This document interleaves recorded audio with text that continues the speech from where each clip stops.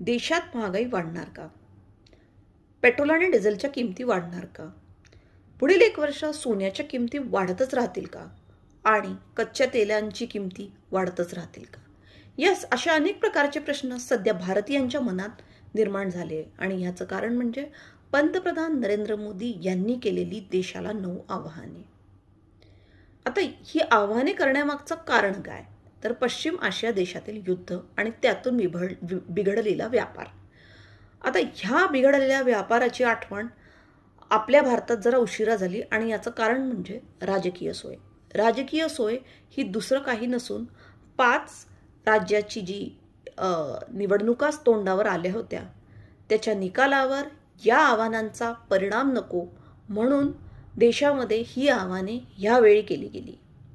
मात्र या आव्हानांना भारतीय नागरिकांचा सकारात्मक प्रतिसाद दिसत नाही आणि जर सकारात्मक प्रतिसाद दिसला नाही तर पुढील उपाय म्हणजे निर्बंध लादणे आणि महागाई वाढवणे हाच आहे.